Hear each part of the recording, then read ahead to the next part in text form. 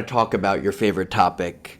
The crown jewel of the Sylvia Brafman Mental Health Center is the family program. Yes. A really, really critical component to what we do here. Yeah. Can you talk about why the family involvement is so critical in treatment? Yeah, I mean it's really non-negotiable. It's a must.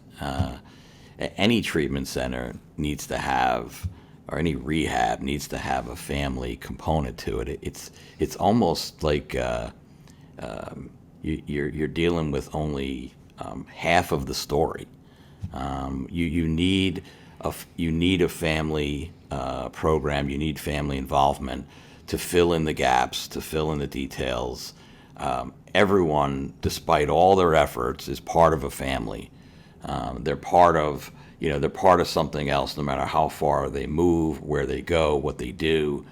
They're influenced by their family. There's culture significances. There's trauma. There's the language. There's a whole belief system that comes with it. Whether you're in denial about it or not, whether you hate your family or not, whether you're resentful of them because they're part of you being in treatment, whatever the case may be, and the families need to be part of it, because that will be part of the success of treatment. If I could just add one more thing, I oftentimes will view success in treatment by how well the family is doing in the treatment setting, and what I hang my hat on with that part is, typically speaking, if the family is changing and they're doing well, it means the patient is going to do well. They're going to do better because the foundation is now stronger. It means that the family had the ego strength to make the changes that they wanted to make. Maybe that's rules within the house, or different types of beliefs that they're now adhering to, or just communication is better and it's healthier, and maybe the patient feels like they're finally being heard.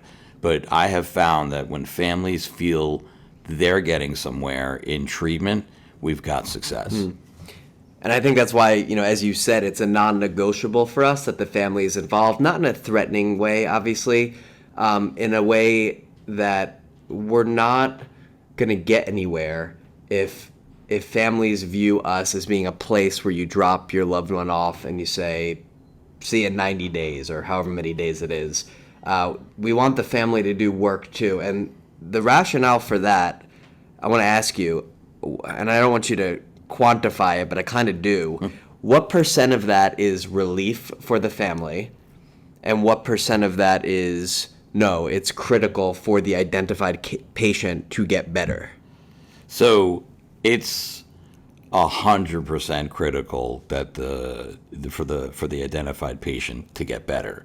Just because the patient is identified as, okay, this is who we're working on, it doesn't mean they're the problem in the family system. In fact, more times than not, they're not the problem. More times than not, the family is worse off than the patient. The patient is maybe the higher functioning one, but they end up being the representative, and they end up being the one that recovers, that gets better, and the families, while that person is there, gets better as well. So it's really symbiotic, and it's 100%. It has to be. You won't fully heal without it.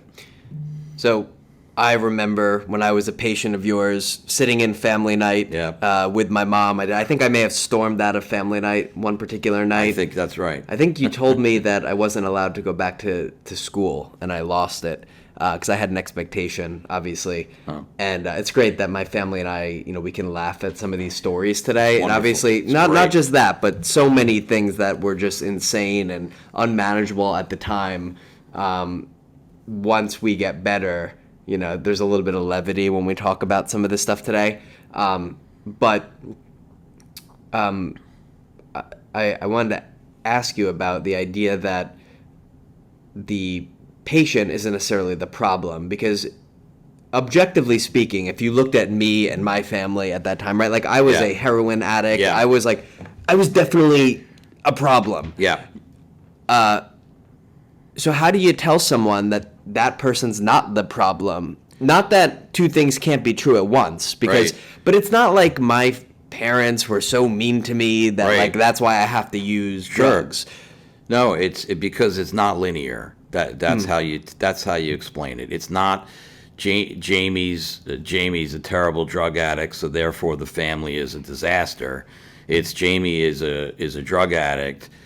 Mom is a severe codependent trying to fix everything, and now they've got this sort of weird unhealthy relationship where they're sort of connected at the hip, and it's circular, right? It's systemic. It's not linear Right, it's a anymore. vicious cycle and that's in this why. sense. So if you so if we treat one right, we got to treat the other, Sure. and vice versa. And I could argue, in that scenario that you shared, well, which one is sicker, right? And I say to this day, in your case, that if your mom didn't get it, you probably wouldn't be around here today. Like that's the position I've always taken with your family, and with a lot of families, I take that position that if mom, dad don't get it, the identified patient, they're not going to make Sure. it.